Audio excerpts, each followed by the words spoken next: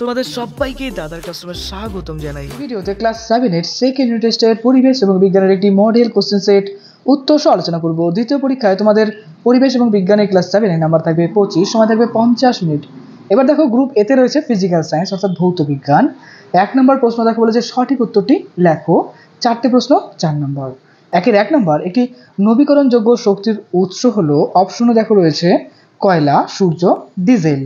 এর মধ্যে সঠিক উত্তরটি হবে সূর্য। নবীকরণযোগ্য শক্তি কি? যে শক্তি আমরা বারবার ব্যবহার করতে পারি, কিন্তু কয়লা ডিজেল যেটা রয়েছে সেটা কিন্তু একদিন না একদিন আমাদের শেষ হয়ে যাবে। যে কারণে সৌরশক্তি যেটা আছে সেটা কিন্তু আমরা লং টাইম ইউজ করতে পারবো। এই কারণে সৌরশক্তিকে বলা হয় নবীকরণযোগ্য শক্তি। নেক্সট, আপতন কোণ 60 ডিগ্রি হলে প্রতিফলন কোণের মান 30 ডিগ্রি, 45 ডিগ্রি, 60 ডিগ্রি। সঠিক উত্তরটি হবে 60 ডিগ্রি। এবার দেখো কনসেপ্টটা কি বলে, যদি ধরো এরকম একটা তল হয় তাহলে যে অ্যাঙ্গেলে আমাদের আলোটা পড়বে রিফ্লেকশনের পর সেই অ্যাঙ্গেলে কিন্তু সেটা বেরিয়ে যাবে। যদি এটা 60 ডিগ্রিতে পড়ে তাহলে কিন্তু 60 ডিগ্রিতেই বেরিয়ে যাবে। দেখো আরেকটু কনসেপ্ট ক্লিয়ার করি, যদি এটা ধরো 70 ডিগ্রিতে পড়ে তবে সেটা কিন্তু 70 ডিগ্রিতেই বেরিয়ে যাবে, অর্থাৎ যেটাতে আসবে সেটা কিন্তু আমাদের বেরিয়ে যাবে। তার জন্য সঠিক অপশনটি এখানে কি হবে 60 ডিগ্রি। তো পরীক্ষায় 60 ডিগ্রির বদলে 45, 30 যাই দিক না কেন যদি কনসেপ্ট জানো এমনি লিখতে পারবে। নেক্সট 3 নাম্বার দেখো বলেছে চুম্বকের সমমেরু পরস্পরকে আকর্ষণ করে, বিকর্ষণ করে না কোনোটাই নয়। দেখো চুম্বকের যদি সমমেরু তুমি চিন্তা করো, ধরো এই একটা চুম্বক আমি অঙ্কন করলাম, এটা হচ্ছে ধরো সাউথ পোল, এটা হচ্ছে নর্থ পোল, এটা সাউথ পোল, এটা নর্থ পোল। এক্ষেত্রে দেখো দু রকমের মেরু আছে, একটা নর্থ পোলের সাথে সাউথ পোল কি করবে আকর্ষণ করবে। যদি সমমেরু তুমি চিন্তা করো, ধরো একটা আছে কি বলতো, একটা আছে হচ্ছে দক্ষিণ মেরু বা সাউথ পোল, আর একটা আছে পাশাপাশি ধরো সাউথ পোল। অর্থাৎ দুটো যদি সেম মেরু হয় তাহলে তারা কি করবে পরস্পরকে বিকর্ষণ করবে। তুমি দুটো চুম্বক নিবা এবং দেখবা সেই চুম্বক দুটোকে যদি পাশাপাশি আনো দেখবে কখনো কখনো বিকর্ষণ করে দূরে ঠেলে দিবে, আবার কখনো কখনো কিন্তু আকর্ষণ করে কাছে টেনে নিবে। তো কখন বিকর্ষণ করবে? যখন হচ্ছে তারা সমমেরু হবে, অর্থাৎ একরকম মেরু হবে। আচ্ছা, এই ক্ষেত্রে তাহলে সঠিক উত্তরটা কি হলো আমাদের বিকর্ষণ করবে। তারপরে দেখো 4 নাম্বার সব থেকে ভালো তড়িৎ পরিবাহী ধাতুটি হলো তামা, লোহা, রূপা। সব থেকে ভালো তড়িৎ পরিবহন করতে পারে কিন্তু রূপা। যেহেতু রূপার দাম অনেক বেশি তার জন্য কিন্তু রূপার তার ব্যবহার করা হয় কম, তামার তাপটাই বেশি ব্যবহার করা হয়। নেক্সট প্রশ্ন দেখো বলছে যে এক কথায় উত্তর দাও। নাম্বার প্রশ্ন আলোর বিচ্ছুরণের একটি প্রাকৃতিক ঘটনার উদাহরণ দাও। আলোর বিচ্ছুরণের একটি প্রাকৃতিক ঘটনার উদাহরণ হলো রামধনু বা রংধনু। বুঝতে পারলে? দেখবে আকাশে কিন্তু বৃষ্টির সময় তৈরি হয়। নেক্সট দেখো চুম্বকের প্রধান দুটি ধর্ম কি? দেখো উত্তর হবে চুম্বকের প্রধান দুটি ধর্ম হলো আকর্ষণীয় ধর্ম এবং দিক নির্দেশক ধর্ম। এক্ষেত্রে আকর্ষণ বলতে চুম্বকের মেরুগুলো কি করে পরস্পরকে আকর্ষণ করে, তাই না? উত্তর মেরুর সাথে দক্ষিণ মেরু আকর্ষণ করছে, আবার দেখা যাচ্ছে সমমেরু পরস্পরকে বিকর্ষণ করছে।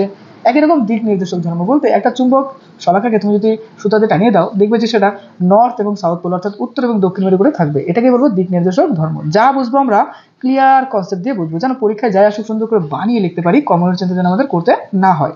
নেক্সট, লাউড স্পিকারে ড্যাল ব্যবহার করা হয়। লাউড স্পিকারে সাধারণত কি করা হয়? তড়িৎ চুম্বক ব্যবহার করা হয়। তড়িৎ চুম্বক সম্পর্কে ডিটেইলস যদি তুমি পড়তে চাও তোমার তাহলে ক্লাস 12 এর ফিজিক্স পড়তে লাগবে।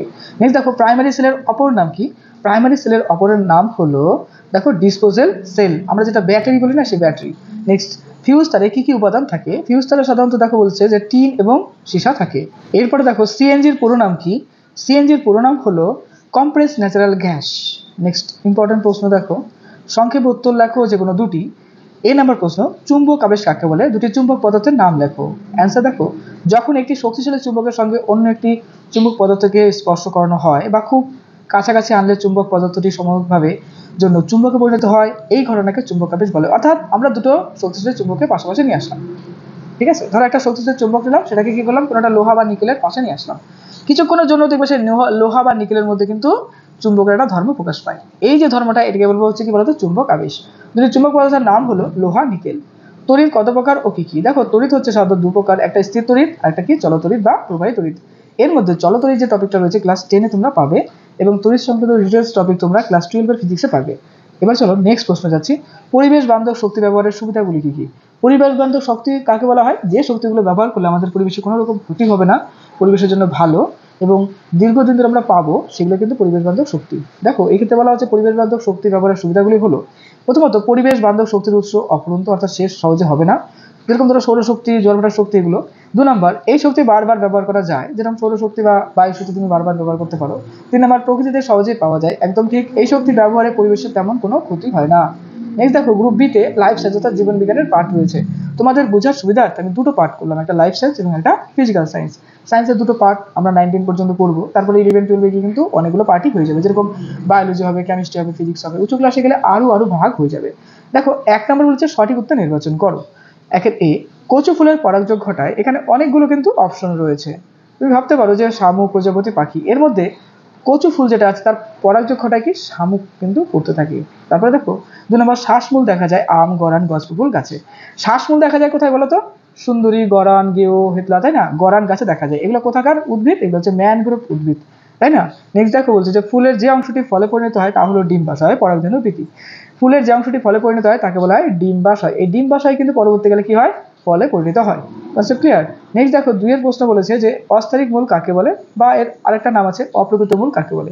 উত্তর হবে দেখো ভ্রূণমূল ছাড়া উদ্ভিদের অন্য কোনো অংশ থেকে যখন মূল জন্মায় তাকে অস্থানিক মূল বলে। নেক্সট সর্পগন্ধা গাছের মূল কোন কাজে ব্যবহার করা হয়? উত্তর দেখো বলছে সর্পগন্ধা গাছের মূল উচ্চ রক্তচাপ কমাতে ব্যবহার করা হয়। উচ্চ রক্তচাপ বলতে ব্লাড প্রেশার, তাই না? নেক্সট দেখো বিটপ কাকে বলে? উত্তর হবে কি মাটির উপরে কাণ্ড, শাখা প্রশাখা, ডালপালা, পাতা, ফুল, ফল নিয়ে গাছের যে অংশ থাকে তাকে বলে বিটপ বা শুট। অর্থাৎ গাছের তো দুটো অংশ, একটা নিচের দিকে থাকছে, তাই না, এটা শেকড় বাকড় বলছি, আর উপর দিকে অংশটা থাকছে কি শাখা প্রশাখা, ডাল, পালা, পাতা, ফুল, ফল, এগুলোকেই বলা হয় কি বিটপ বা ইংলিশে বলে শুট। নেক্সট দেখো ফুলের কোন অংশটি থেকে ফল তৈরি হয়? উত্তর কি হবে বলতো? ফুলের নিষিক্ত ডিম্বাশয় অংশটি ফলে পরিণত হয়। নেক্সট দেখো নিচের প্রশ্নগুলির উত্তর দাও যে কোনো দুটি। এই নাম্বার মূলত্র কাকে বলে, এর একটি কাজ দেখো। উদ্ভিদের মূলের ডগায় টুপির মতো একটা অংশ থাকে, এটাকে বলা হয় মূলত্র। মূলত্রের কাজ কি হয়? সাধারণত উদ্ভিদের মূল যখন মাটিতে প্রবেশ করে তখন শক্ত আঘাত থেকে মূলকে রক্ষা করাই হলো মূলত্রের প্রধান কাজ, অর্থাৎ সেই শিকড় বাকড় যেন নষ্ট না হয়ে যায়, এটাই কিন্তু মূলত্রের প্রধান কাজ। নেক্সট মিতভেদী অঙ্কুরোদ্গম কাকে বলে? উত্তর দেখবো আমরা কুমড়ো, তেঁতুলের বীজের অঙ্কুরোদ্গমের সময় বীজপত্র বীজতককে ফাটিয়ে মাটির উপর উঠে আসে, ঠিক একরকম আমরা দেখছি এগুলো, তাই না? এইরকম অঙ্কুরোদ্গমকে মিতভেদী অঙ্কুরোদ্গম বলা হয়। নেক্সট সংজ্ঞা লেখো যে কোনো দুটি। আইসোটোনিক, হাইপারটোনিক, হাইপোটোনিক, তিনটেই ইম্পর্টেন্ট। দেখো আইসোটোনিক কাকে বলে? দুটো দ্রবণের মধ্যে অর্ধবদ্ধ পর্দা দিয়ে আলাদা করে রাখলে যদি দ্রবণ দুটোর অভিস্রবণ চাপ সমান হয় তবে সেক্ষেত্রে দ্রবণে আর ব্যাপন ঘটে না, এই ধরনের দ্রবণকে বলা হয় আইসোটোনিক দ্রবণ। নেক্সট হাইপারটোনিক কি? কোনো কোষের বাইরে, শব্দ দুটো খেয়াল করবে, দেখো লাল দুটো শব্দ লেখা আছে, খুব ইম্পর্টেন্ট। কোনো কোষের বাইরের দ্রবণের অভিস্রবণ চাপ যদি কোষের মধ্যের দ্রবণের চেয়ে বেশি হয় তবে সেক্ষেত্রে বাইরের দ্রবণকে কোষের তুলনায় হাইপারটোনিক বলা হয়। আর হাইপোটোনিকের উল্টা কি বলবো? হাইপোটোনিকের ক্ষেত্রে কোনো কোষের মধ্যে দ্রবণের অভিস্রবণ চাপ যদি বাইরের কোষ দ্রবণের চেয়ে বেশি হয় তবে সেক্ষেত্রে বাইরের দ্রবণ কোষের তুলনায় হাইপোটোনিক বলা হয়। তোমাদের ক্লাসের অন্যান্য সাবজেক্টের সাজেশন, মডেল কোশ্চেন সেট খুব তাড়াতাড়ি আপলোড করে দিয়েছি, আর অনেকগুলো আপলোড করা বাকি আছে, সেগুলো করে দেবো। তো মন দিয়ে পড়াশোনা করো, দাদার কাছে অবশ্যই সাবস্ক্রাইব করে দিও। খুব ভালো থেকো।